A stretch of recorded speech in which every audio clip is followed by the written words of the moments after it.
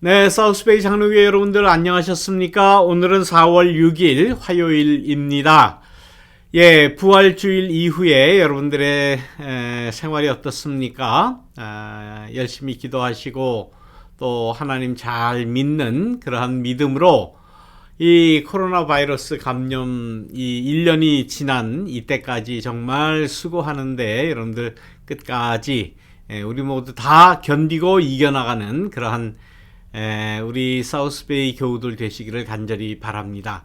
오늘은 계속 이어서 하나님의 나라에 대한 말씀을 우리가 또 역시 나눕니다. 15번째 시간을 우리가 벌써 맞이하게 됐는데요. 예수님이 말씀하신 그 하나님의 나라에 대해서 그 나라를 이해할 때에 그 당시 예수님의 청중들, 예수님을 따라다니던 제자를 비롯한 예수님의 그 무리들은 하나님의 나라를 어떻게 생각을 했을까? 어떻게 받아들였을까? 또 복음서에서 하나님의 나라를 전했던 그 복음서의 저자, 초대교회의 신앙의 공동체들, 초대교회라고 할 수 있죠.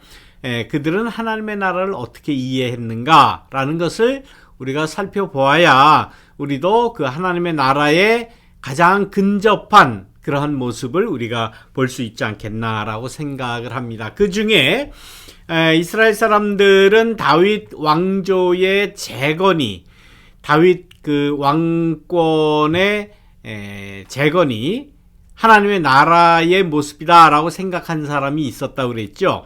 그 이유는 그 당시까지 예수님이 그 말씀하시던 그때까지 내려왔던 다윗 왕조 이데올로기가 아주 편만하게 있었기 때문입니다. 그 다윗 왕조 이념 이데올로기는 지금에까지 계속 우리의 신앙 가운데서도 흘러내려옵니다. 그래서 다윗 왕 그러면은 최고의 왕으로, 최고의 신앙인으로, 또 무조건 다윗 왕은 잘했다라고만 생각하는 그런 경향이 굉장히 짙다라는 말씀을 드렸어요. 그러나 예언자들은 그렇게 이야기하지 않았다라는 거죠. 예언자들은 다윗 왕의 그 존재로부터, 다윗 왕이 성경에 등장하는 그때부터 왕이 되는 그 모든 과정, 또 그 아들 솔로몬이 성전을 지었다라는 것에 대한 굉장히 찬사를 우리는 드릴지 모르지만은,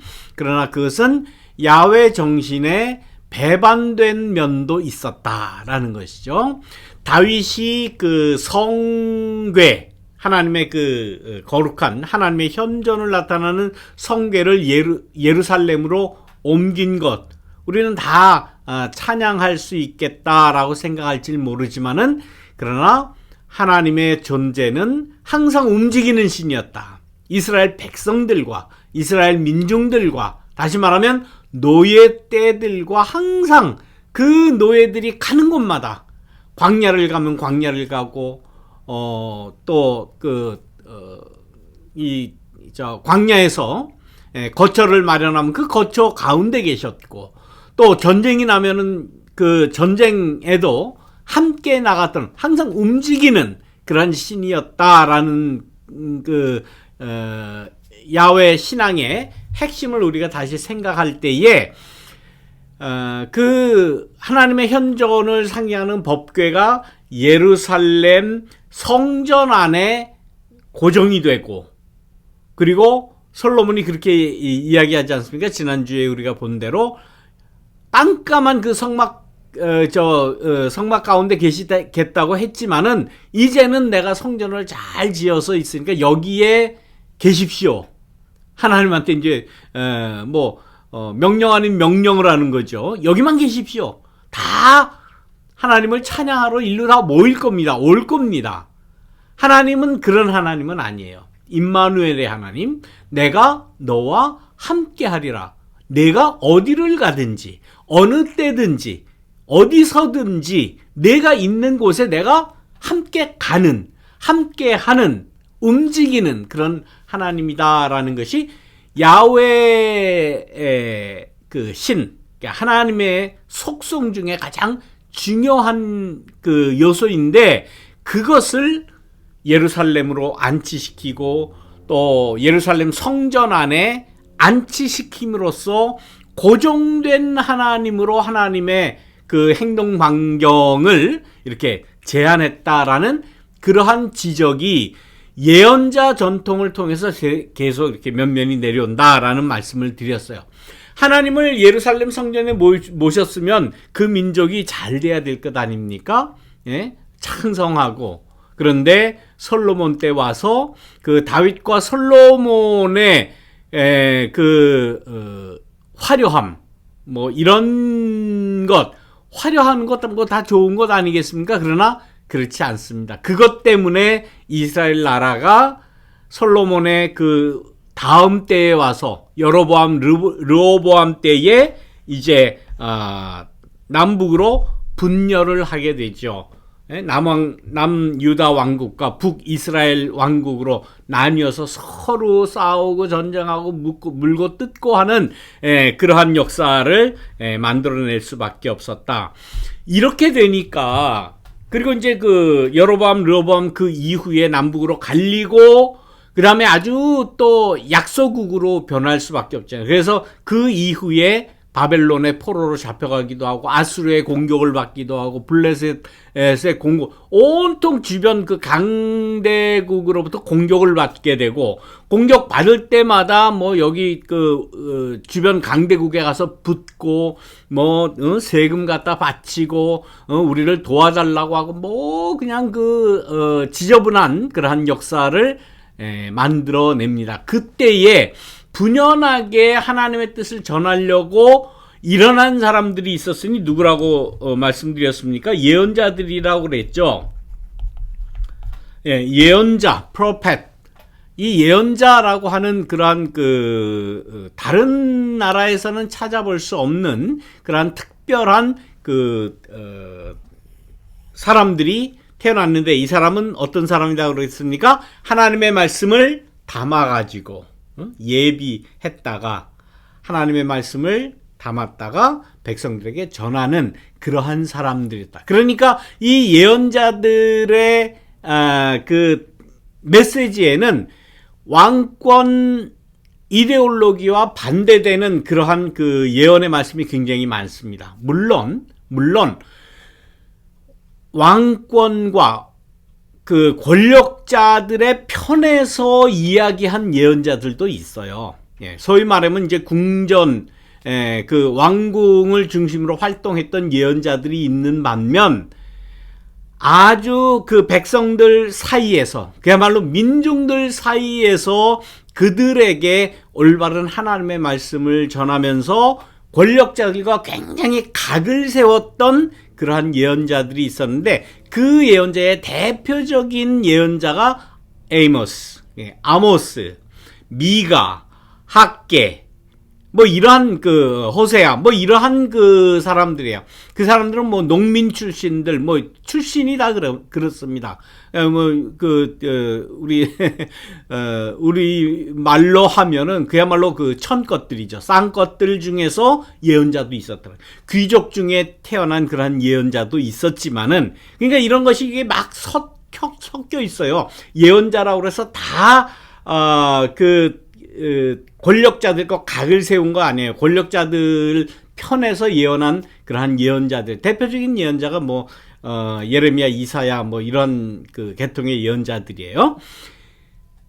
소위 말하는 이제 대선지라고 하는 그러한 그 예언자들은 이제 어느 정도 권력의 편에서 체제에서 예언을 했던 사람들이고, 소선지라고 이제 일컬어지는 뭐 미가, 아모스, 학개, 호세야 뭐 이런 그 선지자들은 주로 민중적인 그러한 일반 대중의 입장에서 활동을 했던 예언자다. 이렇게 예언자들 이렇게 나눠져요. 그러니까 이러한 모든 것이 왕조 이데올로기, 예언자들의 전통, 예언자 중에서도 대선지, 소선지, 또 왕궁 입장을 대변했던 혹은 민중 입장을 대변했던 이러한 그 예언자군이 이렇게 막 섞여 있다는 거예요. 그러니까 이제 우리가 그냥 표면적으로 성경을 읽으면 잘 구분을 할 수가 없죠. 그래서 이런 성경 공부를 이제 우리가 조금씩 하는 겁니다. 그런 가운데 이 예언자들이 이제는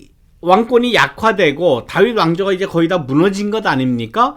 그러면서 이제 다른 나라의 침략을 계속 받고 하는 그런 가운데 예언자들을 중심으로 하나님의 주권을 갈구하는 염원이 높아갔다라는 그런 그 말씀이에요. 하나님의 주권을 우리가 다시금 우리가 존중하고 하나님의 주권에 대해서 우리가 이야기해야 되지 않느냐라는 그런 거예요. 그래서 거기에서부터 하나님의 주권이라고 하는, 하나님이 다스린다고 하는, 다시 말하면 12지파 평등 공동체에서 12지파 시대에 왕조 사울 왕권이 그 군주제가 생겨나기 전에 지파 공동체였을 때에 출애굽한 이스라엘들이 자기들의 최고의 그러한 그 나라의 민족의 이념으로 삼았던 야훼이즘, 여호와만이라고 하는 그러한 사상으로 다시 돌아가자 하는 운동이 굉장히 예언자들을 중심으로 활발하게 일어났다는 겁니다. 그래서 고대 이스라엘의 군주 없는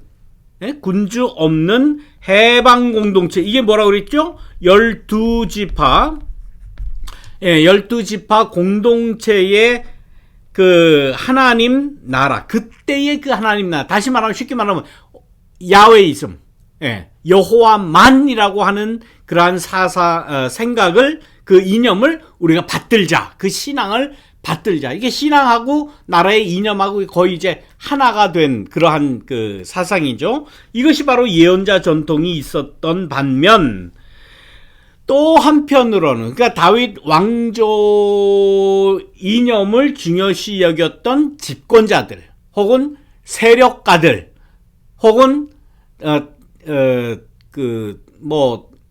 세력과 돈을 많이, 땅을 또 많이 소유했던 그러한 사람들은 다윗 왕조에 세뇌된 이 지배층들, 이 사람들은 어떤 생각을 가지고 있었는가 하면, 우리 다시 다윗 왕조를 이제 재건해야 되겠다. 어떻게 하면 다윗 왕의 그 영광을 우리가 다시 되찾을 수 있는가? 그러한 주장을 하고 시도를 했던 이 다윗 왕조의 재건을 하나님의 나라라고 주장을 했던 그러한 사람들이 생겼고, 그런 그 이념들이 생겼다는 거죠. 하나는 그래서 예언자 전통, 또 하나는 그 다윗 왕조의 회복, 이러한 것들 두 사상이 계속 흘러내려오게 되었다라는 말씀이에요. 자, 그런데 거기에다가 또 이제 어떤 그 생각들이 생겼는가 하면은 묵시 사상이라고 하는 특별한 그러한 사조가 이스라엘 내에서도 생겨났고, 그런데 이 묵시 사상이라는 것은 외부, 다시 말하면 다른 지역, 다른 인종으로부터 영향을 받아서 들어온 사조가 있었으니 그것이 바로 묵시 사상이에요. 아포칼립스라는 말 들어보셨죠? 아포칼립스.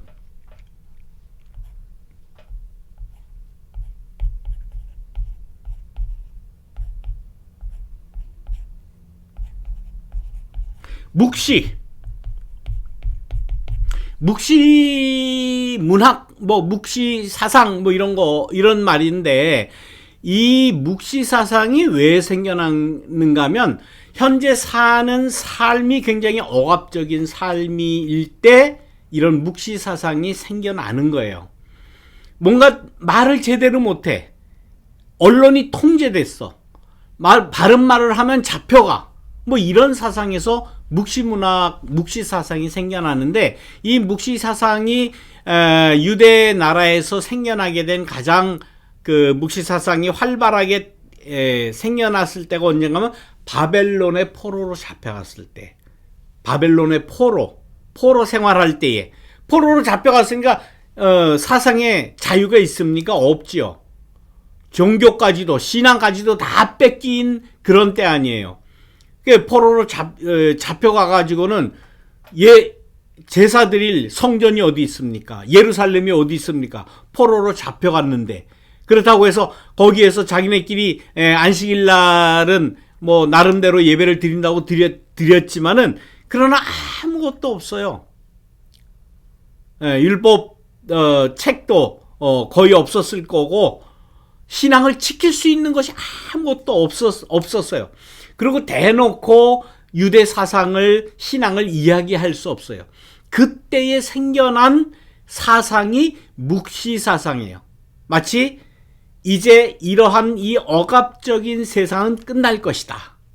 그 끝나는 날이 올 것인데 그 날을 하나님의 나라라고 그 바벨론 포로들은, 바벨론 잡혀갔던 그 유대인들은 그렇게 생각을 했다는 거예요. 이 바벨론 포로 이 상황이 끝나서 하나님을 마음껏 섬기고 하나님을 예배하고 예루살렘으로 우리가 돌아가서 다시 회복하는 그날이 하나님의 나라이다라고 생각을 했다는 겁니다. 그러니까 전통적인 예언자 전통에서 내려오는 야훼이즘, 하나님만이라고 하는 사상, 그리고 다윗 왕조가 다시 회복되어야 된다고 하는 그러한 생각, 거기다 플러스 이스라엘 나라가 남북으로 갈리고 약해지고 바벨론의 포로로 잡혀가고 하는 그런 과정에서 다시금 억압적인 포로 생활로 다시 돌아갔을 때에 생각했던 그 해방의 날, 앞으로 다가올 그날, 그것이 바로 하나님의 나라다라고 생각했다는 겁니다. 그러니까 하나님의 나라가 어떤 모습이냐라는 것은 이렇게 많은 그 역사의 현실과 함께 많은 그러한 그 생각들이, 많은 신앙들이 이렇게 포함되어 있어요. 근데 이것이 예언서에, 특별히 예언서에 다 포함되어 있는 말씀입니다. 그러니까 우리가 예수님이 하나님의 나라다라고 이야기했을 때에 그 하나님의 나라를 받아들이는 이 유대인들, 이 사람들의 생각에는 그러면 어느 게 하나님의 나라인가? 예수님 하나님 나라가 우리에게 다가왔다 그러는데 무엇이 다가온 건가?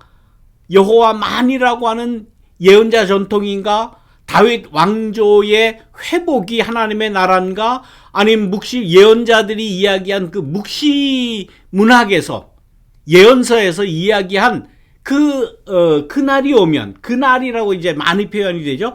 그날이 오면, 아직 오지는 않았지만 그날이 오는 그것이 하나님의 나라인가라는 아주 복잡한 생각들이 막 이렇게 교차될 수 있다라는 거예요. 사실 따지고 보면 우리들도 지금 현재 여러분들도 그러한 생각을 이렇게 곰곰이 생각을 안 해서 그렇지 막 이렇게 교차되어 있습니다. 성경에도 그런 그 생각들이 이렇게 많이 이렇게 복합적으로 영향을 미친다라는 그러한 전 이해를 우리가 먼저 하고 하나님의 나라를 이해하면 좋겠다 하는 말씀입니다. 오늘도 이제 시간이 좀 다 지난 것 같습니다.